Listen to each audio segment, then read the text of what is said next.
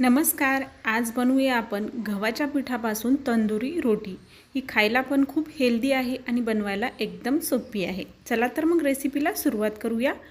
इथे मी एका भांड्यामध्ये 1 कप पनीर बनवून जे पाणी उरतं ते घेतलेलं आहे. याऐवजी तुम्ही दूध किंवा फक्त पाणीसुद्धा वापरू शकता. यामध्ये मी 1 चमचा ईस्ट घालून याला 10 मिनिट झाकून ठेवलेलं आहे.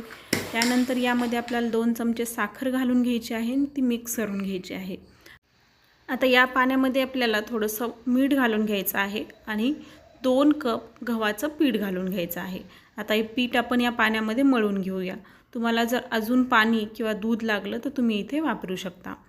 तर हे पीठ थोडंसं स्टिकी असं असतं, हाताला चिटकतं, तर तुम्ही त्यासाठी थोडं थोडं तेल घेऊन हे मळू शकता. तर याला मळून आपल्याला वरतून तेल लावून एक 15 मिनिट असंच झाकून ठेवायचं आहे. यामुळे आपलं पीठ छान फर्मेंट होईल. तर पीठ भिजून 15 मिनिट झालेलं आहे आणि इथे पीठ आपलं छान असं स्टिकी झालेलं आहे. आता याला आपल्याला तेल लावून थोडंसं मळून घ्यायचं आहे आणि परत गव्हाचं पीठ लावून याची आपल्याला तंदुरी बनवून घ्यायची आहे. तुम्हाला आवडेल तशी बनवू शकता. तर इथे मी थोडीशी लंबट अशी लाटून घेतलेली आहे. यावरतून तुम्ही काळे तीळ पण लावू शकता. मी थोडीशी कोथिंबीर लावलेली आहे. तर आता आपल्याला ही पलटवून घेऊन याच्या मागच्या बाजूला पाणी लावून घ्यायचं आहे. पाणी लावल्यामुळे ही जी तंदुरी रोटी आहे तव्याला छान अशी चिटकून बसेल आणि आपल्याला भाजायला सोपी जाईल.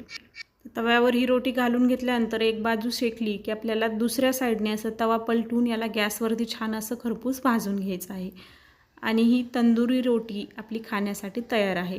ही रोटी एकदम सॉफ्ट बनते आणि चवीला पण खूप छान लागते. तर अशा पद्धतीने तुम्ही तंदुरी रोटी बनवून खाऊ शकता. तर ही तंदुरी रोटी तुम्ही कोणत्याही भाजीसोबत खाऊ शकता. पण इथे मी पनीर काजू मसाला त्याची भाजी बनवलेली आहे. त्याची रेसिपी मी अगोदरच चॅनलवर अपलोड केलेली आहे. चला तर भेटूया नवीन व्हिडिओत नवीन रेसिपीसोबत.